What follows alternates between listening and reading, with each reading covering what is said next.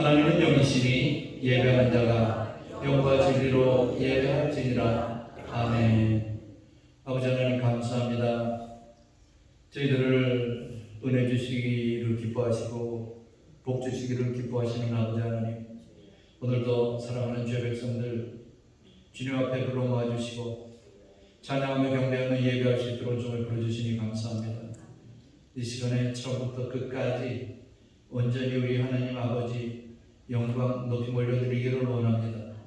아버지께서 기뻐 분명해 주시는 이 예배가 되게 하여 주시옵소서. 사탄과 율절 틈타지 아니하고 성령의 충만한 가운데서 이 예배가 진행되게 하여 주시옵소서. 예수님의 이름으로 기원합나이다. 아멘.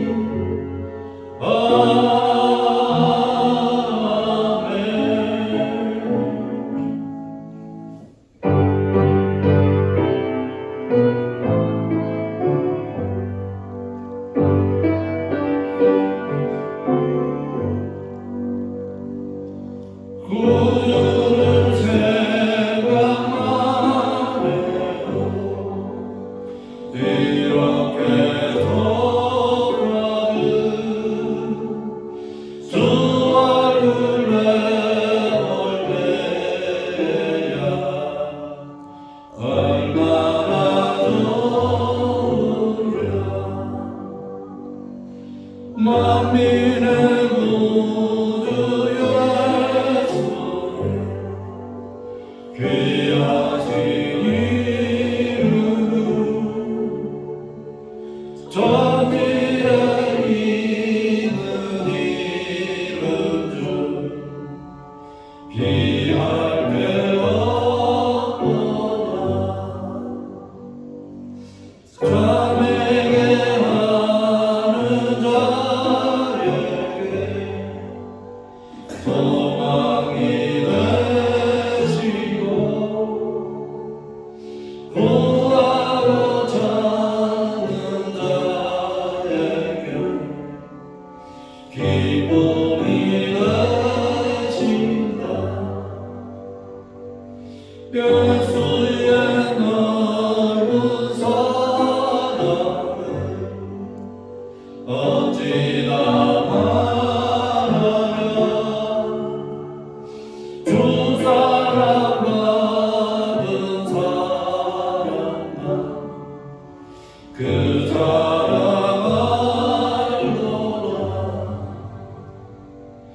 사랑의 구주 예수여 내 기쁨 되시고 이제로부터 영원히 영광이 되소서. 아멘.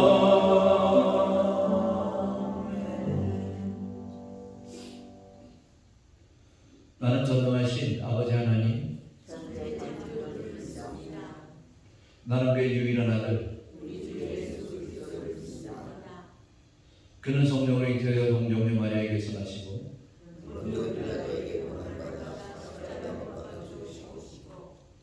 장사된 지 사흘 만에 죽은 자 가운데서 다시 살아나셨으며 하늘에 오르시어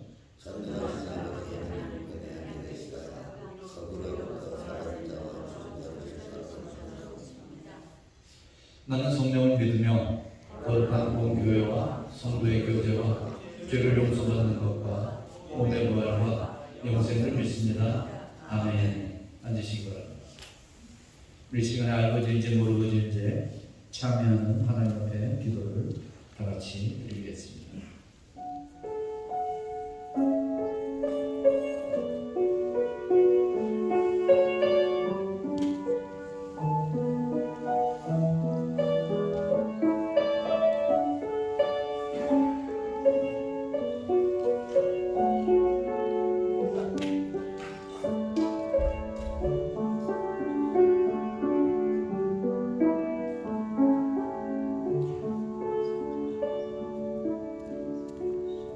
하나님 아버지 감사합니다. 하나님 아버지께서는 저희를 하여금 사랑하시기에 은혜 주시기를 기뻐하시고 복 주시기를 기뻐하시는 거룩하신 사랑의 하나님 아버지인 것을 저희가 믿습니다. 사랑하는 주의 백성들, 하나님으로부터 사랑받는 주의 백성들이 오늘도 주님 앞에 나와서 찬양하며 경배하며 예배를 드립니다. 언제나 부족하고 연약한 그러한 삶을 저희들이 살기에 하나님 앞에 회개하며 예배를 올립니다. 아버지 하나님, 우리의 모든 죄악을 용서하여 주시옵시고 오늘도 하나님께서 용서해 주신 그 용서로 말미암아 깨끗함을 얻어 하나님 앞에 온전한 몸과 마음으로 예배하며 하나님께 기쁨을 드리는 귀한 예배만 이 시간에 처음부터 끝까지 온전히 드릴 수 있도록 인도해 주시기를 간절히 빌고 원합니다. 세상은 말세지만을 당해서 혼탁하고 한치 앞을 내다볼 수 없는 그러한 상황에서 우리는 살아가고 있습니다. 전쟁은 계속되고 있습니다. 고약한 전염병도 계속되고 있습니다. 하나님 아버지, 하루빨리 전쟁을 종식시켜 주셔서 더 많은 희생자가 나지 않도록 돌봐주시고 인도해 주시옵소서. 전염병을 아버지 하나님 소멸시켜 주시옵소서. 고약한 이 전염병이 하나님의 손에 있음을 저희들이 아오니 아버지 하나님 하루빨리 다 끝내주시고 소멸시켜 주시고, 그래서 정말 언제나 하나님께서 내려주시는 그 은총 가운데 주님을 의지하며 살아가는 주의 백성들이 되게 하여 주시옵소서. 자연재해와 사건 사고가 끊어지지 않는 그런 가운데 저희들 아버지 하나님이 언제나 눈동자와 같이 지켜주시고 보호해 주시고 강하신 노릇발로 붙잡아 주셔서 세상에 물들지 않게 하시고 세상의 공격에 담대한 믿음을 가지고 주님과 동행하며 승리하는 저희들의 삶이 될 수 있도록 인도하여 주시옵소서. 이 시간에 병든 자를 하나님께서 치료해 주시기를 간절히 빌고 원합니다. 우리가 드리는 이 예배가 온전히 하나님 앞에 상달되는 예배가 되기를 원합니다. 같은 심령으로 예배하는 후아의 교회의 그 예배와 남수단에서 드리는 예배, 라오스에서 드리는 예배, 세계 방방곡곡에서 예수 그리스도의 이름으로 모여 예배하는 그곳에 우리 하나님께서 기뻐하며 받아 주시옵시고 은혜가 넘치는 가운데서 우리 주님과 동행하는 삶이 되게 하여 주시옵소서. 예배를 통해서 하나님의 성호를 찬양할 때 하나님께서 기뻐하며 주시옵소서. 감사드리며 이 모든 말씀을 주 예수님의 이름으로 기도하옵나이다. 아멘.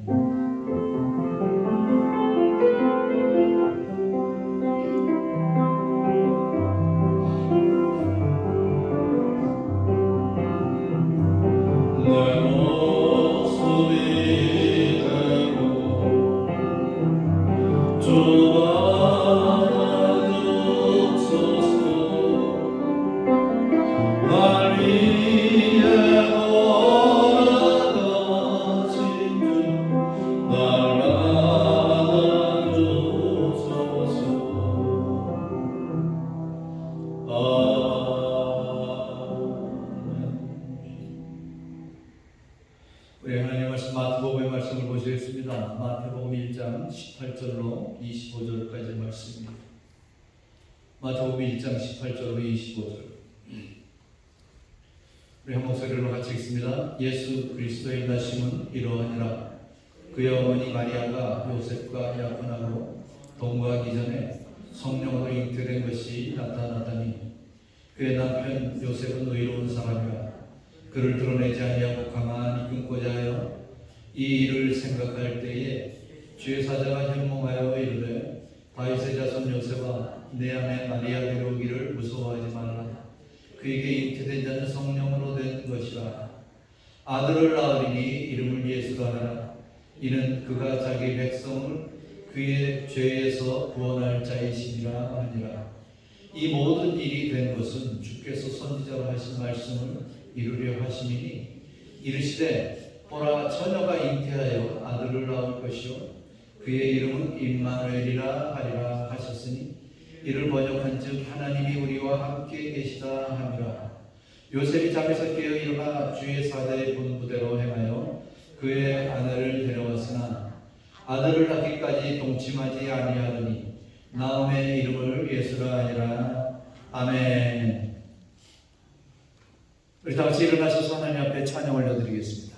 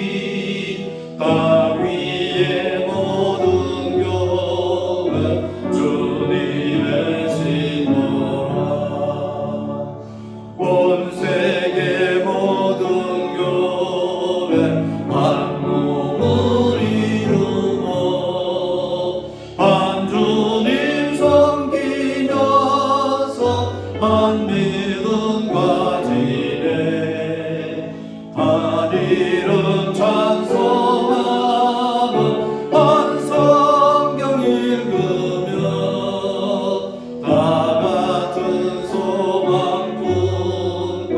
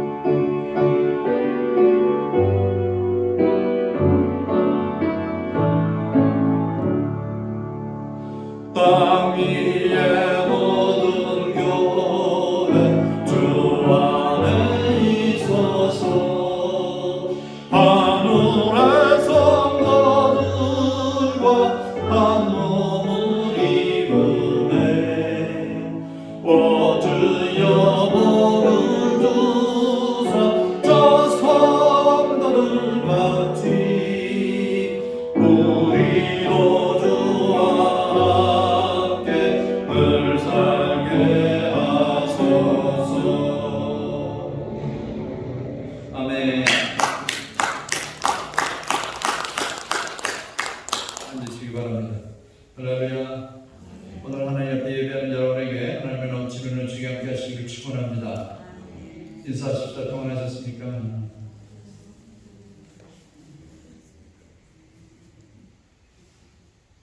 12월이 되었습니다.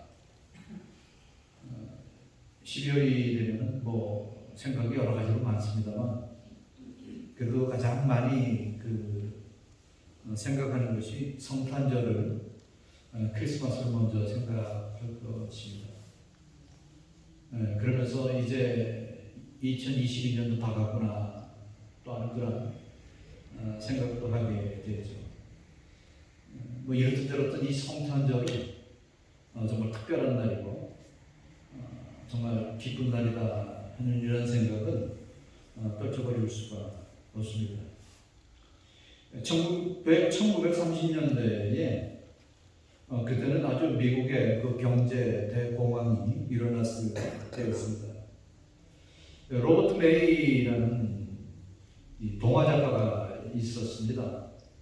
근데 아주 그냥 그 동화 이야기를 써서 아주 근근히 아주 어렵게 살림을 할 수 있는 그런 수입밖에 안 되던 이 삼류 동화 작가였습니다. 근데 그에게는 이렇게 5년 넘게 병상에 누워있는 병든 아내가 있었습니다. 이미 병원비와 생활비는 바닥이 났고 가진 것 없던 이들에게는 병원 생활을 지속할 여력이 남아있지를 않았습니다. 이 메이는 죽음을 앞둔 아내를 위해서 아름다운 동화를 써야겠다라는 그런 생각을 하면서 그 동화를 써서 아내에게 처음으로 읽어 주었습니다. 그 동화의 내용이 이런 내용이에요. 코에서 빨간 불빛이 비치는 루돌프 사슴에 대한 이야기입니다. 우리가 다 잘 아는 그런 내용이죠. 이 루돌프는 특이한 자신의 그 코 때문에 항상 그 친구들로부터 놀림을 당하곤 했습니다. 그래서 그 놀림 당하는 것 때문에 항상 낙심하고 실망을 했었는데 그날따라 아주 날씨가 흐린 크리스마스 이브 날에 어둠을 밝히는 이 루돌프의 코 때문에 이 산타클로스가 안전하게 원하는 그 선물을 정확하게 집마다 배달할 수 있었다. 그런 내용의 이야기였습니다. 메이의 아내인 이 여인은 그야말로 밝은 희망을 이야기해주고 주는 그러한 내용이다. 너무나 만족한 그러한 마음으로 이렇게 말을 합니다. 이 동화가 이 세계의 어린이들에게 아주 잘 이렇게 읽혀질 수 있는 그런 동화가 됐으면 좋겠다라는 그 소원을 말하고 결국 세상을 떠나게 되었다는 그런 내용입니다.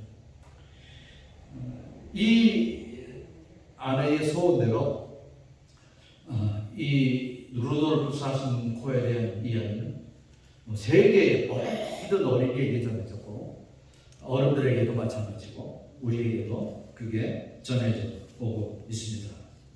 여러분, 힘들 때일수록 가장 가까운 이웃에게부터 이 사랑의 빛을 비춰줘 보십시오. 이 사랑의 빛이 어디까지 가겠는가?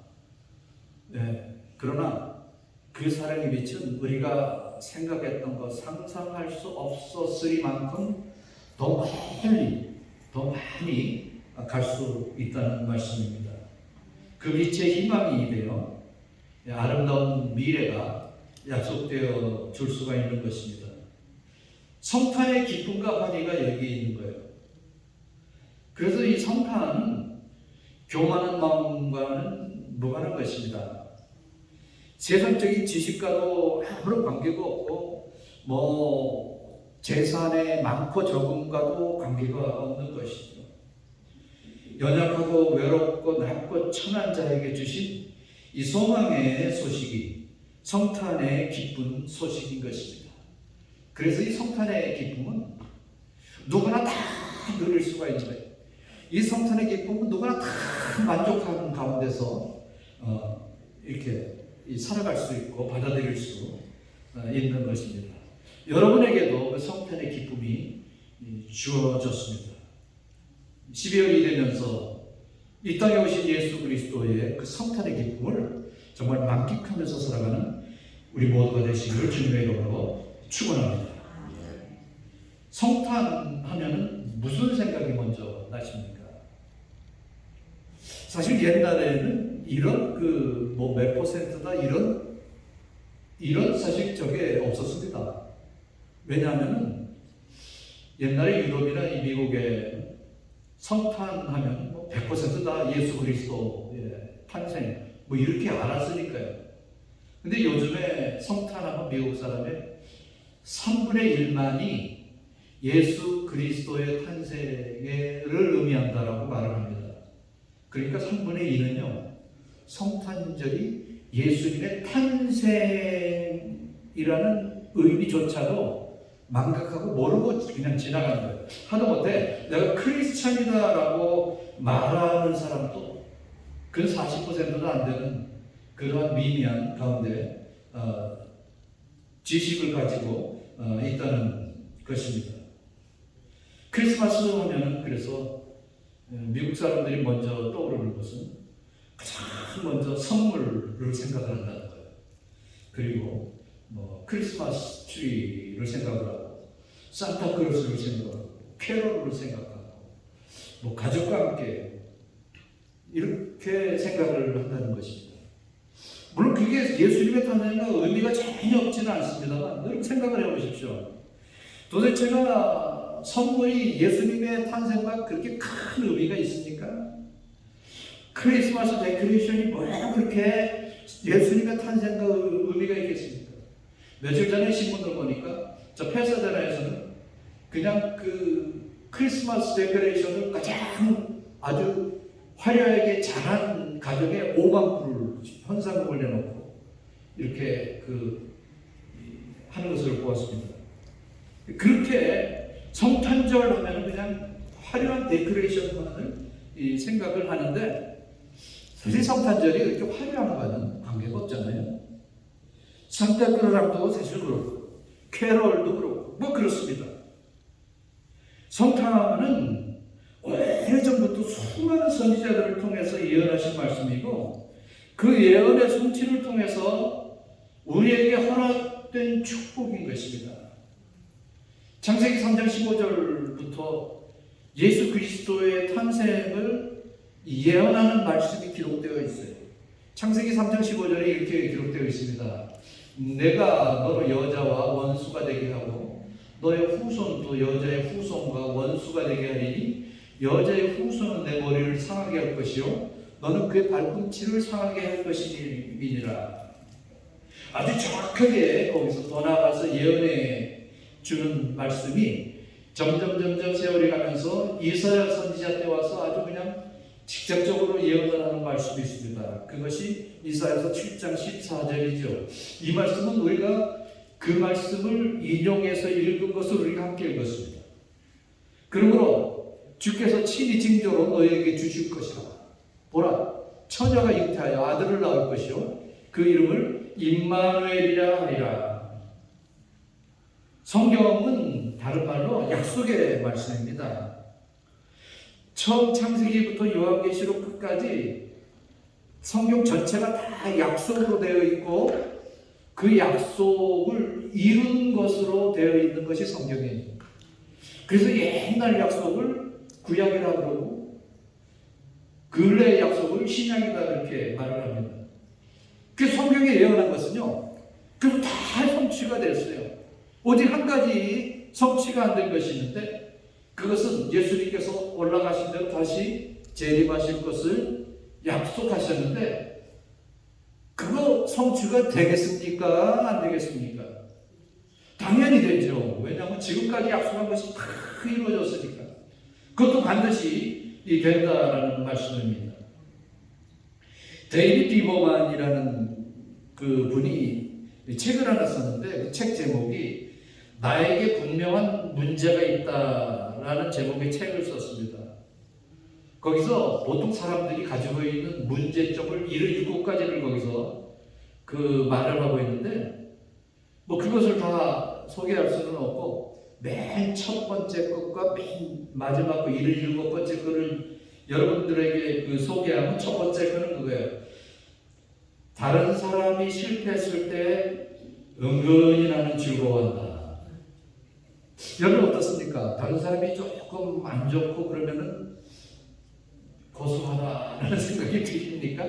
아마 여러분 안 들 것 같은데 잠깐 모르겠어요. 그런 마음이 있는지. 요즘에 월드컵 때문에 뭐 난립니다만 그 자기가 좋아하지 않는 나라가 지면은 굉장히 고소해하는 그런 그 사람들을 많이 볼 수가 있습니다. 뭐 얼마나 좋아하는지 몰라요. 여러분 우리도 사실 그렇잖아요. 우리가 싫어하는 나라가 졌다. 그러면 고소한 마음 이런 게 있는가 모르겠어요. 제가 뭐 그래요. 지금 그 말씀 드리려고 하는 건 아니지만 저 그런 마음이 있다는 거예요. 그 다음에 77번째 맨 마지막 거는요. 그거예요. 틀렸다는 것을 알면서도 내 주장을 바꾸지 않는다는 거예요. 지금까지 내가 계속 그 주장을 내가 막 그냥 좀 고집해 오고 있었는데 결국 틀렸어요. 그래도 바꾸려고 안 하는 거예요. 이것이 참 이 문제가 아닐 수가 없습니다. 근데 우리의 마음에요. 그런 것이 있다는 것입니다. 근데 이런 것이요. 유대인들에게도 있었어요. 유대인들에게 있어서 이 메시아를 대망하는 이 신앙은 유대인들에게 있어서 핵심 중에 핵심입니다. 그러니까 유대인들에 있어서 핵심적인 신앙은 뭐냐? 메시아가 오신다. 이거였어요. 그러면 메시아가 어디에 오시느냐? 언제 오시느냐? 이것을 엄청나게 많은 학자들이 연구를 했습니다. 그래서 예수님을 유대인들은 그렇게 기다렸어요. 많은 학자들의 그 학적인 연구는 바로 그것이었죠. 그래서 뭐 여러분도 아시다시피 동방 박사가 별을 쫓아다가 별이 갑자기 사라지니까 헤롯 궁궐에 가서 헤롯 왕에게 메시아가 어디에 오십니까? 라고 물었을 때 박사들이 그냥 금방 모여서 의논을 하더니 베들레헴입니다. 그렇게 말을 하더라고요. 그러니까 베들레헴에 오신다는 것을 알았어요. 그래서 유대인들은 다 메시아가 베들레헴에 오신다는 것을 알았기 때문에 어떤 일부의 유대인들은요, 일부러 베들레헴 동네에 이사를 가서 메시아가 오면 내가 제일 먼저 내가 반기고 맞이하겠다라는 그런 생각으로 이사가를 걸로 간 사람도 많이 있었다고 합니다. 그런데 어땠어요? 정작 메시아가 오셨을 때는 어떻게 했어요? 너무나 먼저 반기고 환영을 해야 될 텐데 유대인들은 반기지를 않았어요. 인정하지를 않은 거예요. 여러분 예수님이 3년 동안 공생의 생활을 하시면서 이적을 베푸실 때 그 누구나 아는 인간으로서는 도저히 할 수 없는 이적을 베푸셨잖아요. 그러면은 저분이 바로 메시아로구나 그래야 되잖아요. 메시아이심을 증명해 보이셨는데 그런데도 믿으려고는 안 하는 거예요. 그럼 어떻게 했습니까? 결국 그 메시아를 십자가에 달아 죽이고 말았던 것입니다. 바로 이것입니다. 메시아이신 예수님을 메시아로 알았으면서도 인정을 안 한 거죠. 이렇게 해요. 세상은 모순투성이로 살아가고 있습니다. 메시아이신 이 예수님, 그러나 전혀 인정하지 않는 그 사람들, 바로 이것입니다. 이런 모순투성이 가운데 예수 그리스도께서 오신 거예요. 예수님께서 이런 것을 해결해 주시기 위해서 오셨다는 말씀입니다. 메시아의 탄생 기록에 보면 이 땅에 오신 메시아 이름을 두 가지로 가르쳐주고 있습니다.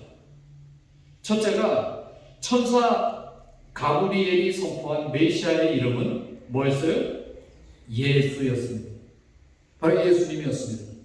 오늘 우리가 읽었던 마태복음 1장 21절 말씀을 보면 천사가 가브리엘이 요셉에게 이런 말을 합니다. 아들을 낳으리니 이름을 예수라 하라. 이는 그가 자기 백성을 그들의 죄에서 구원할 자이심이니라 하시니라. 구원의 축복과 영원한 승리의 축복을 허락하시겠다는 약속이에요. 여러분, 이 예수라는 이름의 뜻은 너무나 중요한 이름입니다. 예수라는 이름의 뜻이 뭐예요? 그들의 죄에서 우리를 구원할 자이심이라, 이런 뜻입니다. 여러분의 마음속에 항상 예수님을 품고 사시기를 바랍니다. 항상 예수님을 기억하시고 예수님을 생각하시면서 사시기를 바랍니다. 왜냐하면 예수라는 이름만이 우리를 구원할 자이시기 때문에, 예수님 외에는 절대 우리를 구원할 만한 그 이름이 없는 거예요. 그러니까 우리가 구원받으려면 예수 외에는 없다라는 것입니다. 한때 테니스로 세계 정상에 올랐던 아주 슈퍼스타가 있었습니다. 보리스 베커라는 사람입니다. 이 사람이 나중에 간증을 한 내용이 있어요. 그는 이렇게 간증을 합니다. 자기가 정말 테니스에서 세계 최고인 윈블던에 2번이나 우승을 했고, 그 중에 한 번은 가장 자기가 나이가 어릴 때, 그러니까 기록을 가지고 있는 거죠. 가장 최연소자로서의 윈블던을 우승을 한 사람이라고 했죠. 그래서 나는 그런 것으로 말미암아 나는 아주 부자가 될 수가 있었다. 나는 그래서 필요한 것은 무엇이든지 소유할 수가 있었다. 그렇지만 나는 불행했다라고 말을 합니다. 제 마음에는 항상 평화가 없었다는 것이죠. 마치 나는 줄에 매달린 꼭두각시와 같았다. 이렇게 마음에 평화가 없었다라고 이 고백을 합니다. 그러면서 여러 번 자기가 자살을 하려고 시도를 했던 적도 있었다라고 말을 합니다. 이런 공허함을 느끼는 사람은 사실 그만이 아니잖아. 얼마나 많은 사람들이 없어서가 아니라 부족해서가 아니라 자기가 있는 것이 차고 넘치에도 불구하고 왜 고통 가운데 괴로워하고 하다못해 자살까지 합니까? 여기에는 예수 그리스도가 없기 때문에 그런 것입니다. 한 유명한 소설을 쓴 한 작가는 소년 시절에 알았었다면 하는 것이 무엇입니까? 라는 한 기자의 질문에 이렇게 대답을 했습니다. 정상에 도달해봐야 아무것도 없다는 사실을 알았어야 했다라고 말을 합니다. 여러분, 정상에 올라가면 이제 그냥 부족함이 없이 다 그냥 완전하리라고 생각을 하십니까? 정상에 올라가 본 사람이 하는 말입니다. 정상에 도달해봐야 아무것도 없다는 사실을 알았어야 했다라고 고백을 하고 있는 것입니다. 무엇이 부족했을까요? 사람이 그렇게 많이 소유하고도 여전히 불만스럽고 자살까지 시도하면서 도대체 무엇이 문제가 있었을까요? 그것은 바로 하나님과의 관계가 바로 서지 않았기 때문입니다. 우리가 예수님과의 개인적인 관계를 맺을 때 주님께서는 이 갈망을 비로소 채워주시는 거예요. 그러니까 예수님 외에는 이 목마름의 갈망을 채워받을 수 있는 방법이 없다는 거예요. 이민 생활 속에서 무엇보다도 가장 큰 힘이 되는 것은 내일의 소망인 것입니다. 여러분, 우리가 살아가면서 소망을 가지고 살아간다. 이것이 얼마나 중요한지 몰라요. 그런데 바로 성탄절이 영원한 소망을 확인시켜준 이 사건인 것입니다. 낙심하고 절망한 자에게 가장 큰 위로는 누구에게나 소망인 것입니다. 먹고 살기가 아무리 어려워도 부모들은 자녀 교육을 위해서 아낌없이 투자하는 이유가 어디에 있습니까? 물론 사랑하고 예쁘고 그런 거 있지만 제 모든 재산을 정말 저희 부모님의 세대를 생각을 할 때 그러잖아요. 정말 시골에서 뭐 있는 것도 별로 없는데 논 팔고 밭 팔고 소 팔아서 그 자식 하나 어떻게 공부시켜 보려고 이 공부시키는 그 상황으로 해서 너무나 잘 알잖아요. 그거 왜 그러겠어요? 그 이뻐서만이 아니에요. 논 팔고 밭 팔아서 자식 공부시키는 것은요, 그 자식에게 소망을 바라보면서 하는 거예요. 소망이 없으면 절대 그렇게 할 수가 없는 것입니다. 여러분, 그 소망을 채워주실 바로 그 사건, 그 채워주실 바로 그분이 바로 예수 그리스도이신 것입니다. 동정녀의 몸을 통해서 오심하신 역사의 전무후무한 일도 성취하신 그 하나님을 우리가 생각해 볼 수가 있습니다. 우리를 향하신 하나님의 약속의 말씀들을 다시 한번 우리가 확신하시고 소망 중에 일어날 수 있는 이 성탄절을 맞이하는 저와 여러분이 되시기를 바랍니다. 두 번째로 또 하나의 메시아의 이름은 임마누엘입니다. 우리 한번 따라 하실까요? 임마누엘. 저는 우리 성도들이 살아가면서 가장 최고의 축복 중에 최고가 임마누엘이라 생각을 합니다. 임마누엘. 임마누엘이 뭐죠? 무슨 뜻이죠? 마태복음 1장 23절을 우리 다 같이 읽습니다. 시작. 보라, 처녀가 잉타하여 아들을 낳을 것이요 그의 이름은 임마누엘이라 하리라 하셨으니 이를 번역한즉 하나님이 우리와 함께 계시다 합니다. 임마누엘은 하나님이 나와 함께 하신다. 이것이 임마누엘이에요. 여러분, 이것보다 더 큰 축복이 어디 있겠어요? 이것보다 더 큰 영광, 이것보다 더 큰 감사가 어디 있겠어요? 예수님이 이 땅에 오신 성탄절은 임마누엘의 축복이 구체적으로 우리 가운데 허락된 이 축복의 날인 것입니다.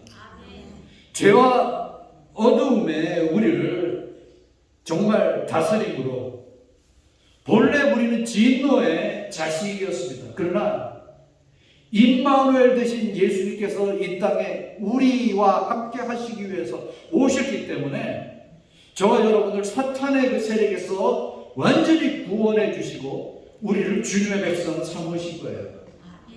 이제 너희를 주님의 나의 백성으로 삼았다, 이제 됐다 하고 손 놓으신 것이 아니라 우리 예수님께서는 우리 마음속에 아예 그냥 자리 잡고 들어오셔서 내주하셔서 우리와 함께 하시는 거예요.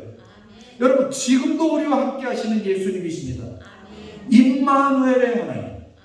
얼마나 귀한 축복의 말씀인지 모릅니다. 임마누엘의 축복은 예수님이 우리의 왕이시며 우리는 그의 백성인 것과 우리가 함께 존재하는 영토, 예수님과 함께 존재하는 이 천국에 있다는 것이 말씀입니다. 그 천국을 믿는 자가 그 예수님을 가질 수가 있는 것입니다. 왜냐? 임마누엘로 오신 주님이시기 때문에 그렇습니다. 그러기에 우리는 그곳이 바로 우리의 마음이 되어야 됩니다. 그것이 우리의 가정이 되어야 되고 그것이 우리의 교회가 되어야 합니다. 또한 우리의 일터가 그것이 되어야 된다는 것이죠. 성탄절은 하나님이 함께 하시며 약속하신 대로 우리에게 오신 날입니다. 혹시 나는 혼자라고 생각하십니까? 인생의 길을 외롭게 걷고 있다라는 생각을 하고 계십니까? 가만히 보니까 내 곁에는 아무도 없다라고 생각을 하십니까? 이미 저와 여러분에게 약속된 임마누엘의 약속, 항상 우리와 함께 하시마 약속하신 그 임마누엘의 축복을 확인하시고 감사하시는 성탄절이 되시기를 축원합니다. 19세기에 미국의 교회에 아주 대부흥이 일어났었습니다. 그 전에 미국의 남북전쟁이 일어났을 때였죠. 이제 남북전쟁이 막 끝나고 몇 해 되지 않아서 어느 해에 12월 24일 날 이 무디와 같은 위대한 봉사가 많이 있었고 또 복음성가로 간증을 많이 했던, 그래서 큰 감동을 줬던 이 생키라는 복음성가 가수가 있었습니다. 어느 해 이 생키라는 분이 12월 24일 날 한 증기선을 타고 멜로웨이 강이라는 곳을 항해하고 있을 때 사람들이 그 생키를 알아봤어요. 그래서 그 유명한 생키가 우리 배에 같이 탔구나. 그리고 또 마침 그때가 12월 24일 그 성탄절이 이브니까 저 노래를 불러달라고 막 그냥 부탁을 했습니다. 그래서 그 생키는 크리스마스 캐롤 중 하나인 목자의 노래라는 제목의 그 노래를 불렀습니다. 멋들어지게 그 목자의 노래를 막 부르고 있는데 한 사람이 그냥 생키에게 다가와서 흥분된 목소리로 그렇게 말을 하는 것입니다. 당신 예전에 남북전쟁 때 북군으로 출전한 적이 있었죠. 그렇게 말하는 거예요. 그래서 깜짝 놀라서 아니 그걸 당신이 어떻게 아냐고. 그랬더니 이 남자가 얘기를 하는 거예요. 그때 나는 남군에 있었습니다. 척구병으로 있었습니다. 그러니까 나중에 이 척구병이란 그 맨 앞장서서 그 필요한 사람을 그냥 암살하고 죽이고 그냥 진로를 트는 그걸 척구병이라고 이제 그러는데 그날따라 아주 그냥 굉장히 그 달이 밝은 날이었죠. 그날도 12월 24일이었는데 자기가 숨어서 북군이 보쳐서 있는 그 가까이 가서 보니까 바로 그 자기가 총을 쏘면 사살을 할 수 있는 그 거리까지 왔었다는 것이죠. 그래서 간역을 하고 방아쇠를 당기려고 하는데 그 사람이 노래를 하더라는 거예요. 노래를 하는데 바로 이 노래를 한 거예요. 이 목자의 노래. 그때 자신의 어머니가 생각이 났다는 겁니다. 어머니가 자기가 입대하기 전에 그런 말을 했대요. 내가 항상 너를 위해서 기도하고 있다는 것을 잊지 말아라. 그 생각이 났는데 저 사람도 이 복음성가를 부르는 거 보니까 그 어머니가 기도하는 아들이겠구나라는 생각이 들었다는 거죠. 그 후로부터는 저 사람과 내가 뭐 북군 남군 적이 아니라 이제는 하나의 친구가 됐고 하나의 이제 같은 형제가 됐다라는 그런 생각을 하고 총을 쏘지 않냐고 다시 자기 부대로 들어갔다라는 얘기입니다. 이 말을 듣고 이 생키가 너무 고맙고 감사해서 그 사람을 끌어안으면서 너무 고맙다라는 그런 이야기를 했다고 합니다. 그들은 적이 아니라 신앙 안에서 이제 새로운 만남이 이루어지게 됐고 이 형제가 되게 된 것입니다. 여러분 성탄의 캐롤은 아군과 적군의 벽을 허물어뜨리는 것입니다. 성탄의 기쁨은 믿음을 가진 사람들의 양심을 회복시켜주는 그러한 계기가 되는 것입니다. 아름다운 찬송은 사랑과 기쁨과 평화의 마음을 일으켜줍니다. 예수님은 우리와 함께 하시기 위해서 이 땅에 오셨습니다. 사랑하는 성도 여러분, 구약 성경에는 많은 선지자들의 입을 통해서 메시아가 오실 것이다, 오실 것이다 그렇게 여러 번 예언을 했어요.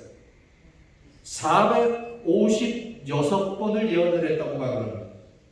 이 예언이 성취된 곳이 언제입니까? 지금으로부터 2000여 년 전 어디에서요? 베들레헴에서 작은 마을에서 성취가 되었다는 것이죠. 많은 선지자가 왜 그렇게 수백 번 그토록 강조하며 예언하며 그날을 기억하게 했을까요? 왜 했을까요? 성탄은 바로 하나님의 사랑이 구체적으로 실현된 날이기 때문에 그런 것입니다. 요한복음 3장 16절에 우리가 잘 아는 하나님의 사랑을 우리가 느낄 수가 있는 말씀이 있습니다. 하나님이 세상을 이처럼 사랑하사 독생자를 주셨으니 이는 그를 믿는 자마다 멸망하지 않고 영생을 얻게 하려 하심이니라. 하나님께서 세상을 사랑하신 그 사랑이 구체적으로 실현된 것이 아들 독생자를 이 땅에 보내주신 성탄절의 축복인 것입니다. 그렇기 때문에 우리는 이 성탄절을 맞이하면서 조용하게 하나님 앞에 찬양할 필요가 있습니다. 때로는 감사하며 웅장하게 찬양할 필요가 있습니다. 고요한 밤, 거룩한 밤, 어둠에 묻힌 밤. 고요한 밤, 거룩한 밤,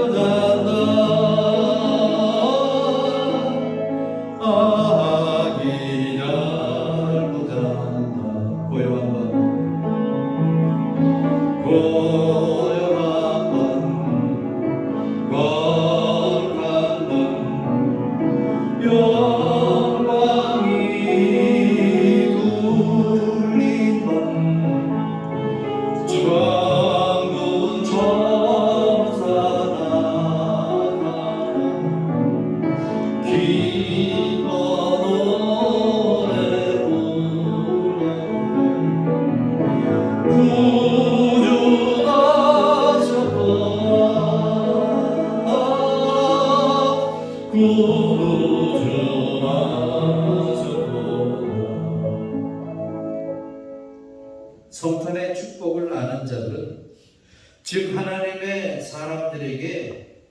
사람들은 결코 낙심할 필요가 없다는 거예요.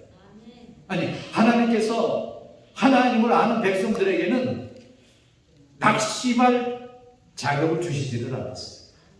우리는 낙심할 권리가 없는 것입니다.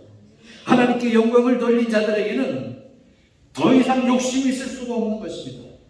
그들의 마음에는 평안이 가득하였고 그 평안을 이웃에게 전하는 것이 저들의 기쁨이요, 저들의 의무요, 저들의 해야 될 감사 찬양인 것입니다. 성탄절을 맞이하면서 성탄의 기적적인 축복과 임마누엘의 축복을 만끽하면서 성탄절의 감사와 또 성탄절에 베풀어 줄 그 주님의 사랑을 온전히 전할 수 있는 저와 여러분이 되시기를 주님의 이름으로 축원합니다. 하나님 아버지 감사합니다. 성탄절의 기쁨, 예수 그리스도, 임마누엘 언제나 기억하면서 예수님과 임마누엘의 그 말씀만을 붙잡고 살아가는 주님의 귀한 백성들이 되게 하여 주시옵소서. 예수님의 이름으로 기도하옵나이다. 아멘.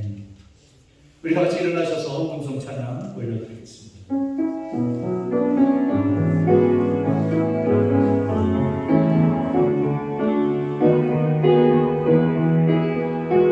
모든 영광과 존귀와荣耀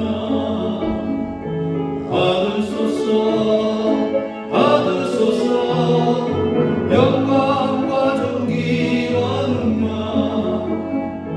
받으소서 그리스도 살아계신 하나님. 하나님 아버지 감사합니다. 주님들하며 정부가 준비한 예물을 바쳤습니다.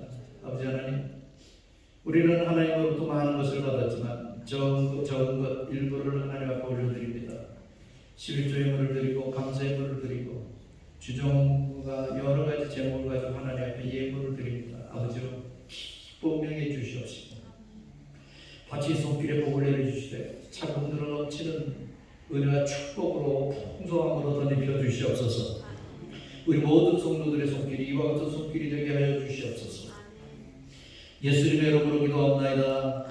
아멘.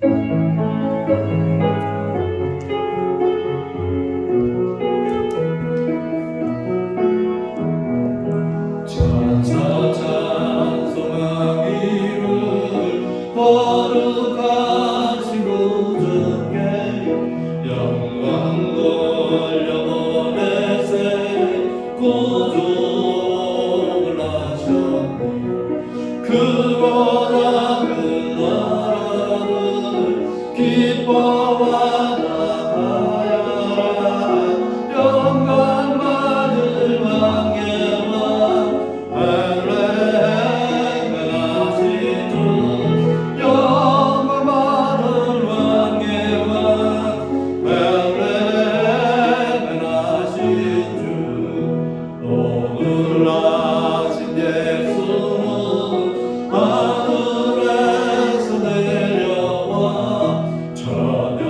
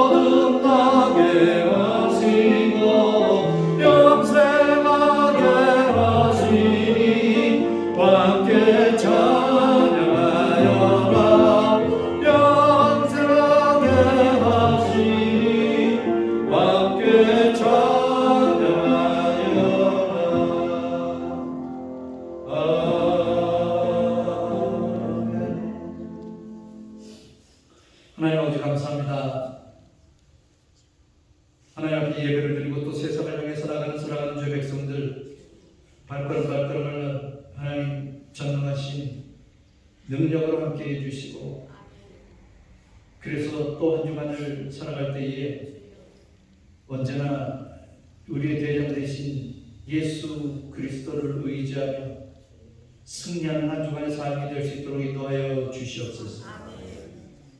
우리 오랜만에 함께 같이 예배에 참석한 우리 이영희 권사님, 같이 예배할 수 있게 하시고 교제할 수 있도록 좀 베풀어 주시니 감사합니다.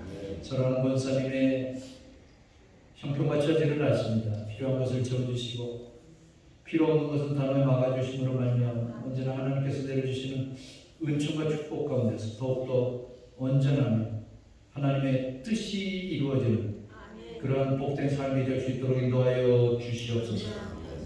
우리 한유진 교회의 연약함을 치료해 주시옵소서.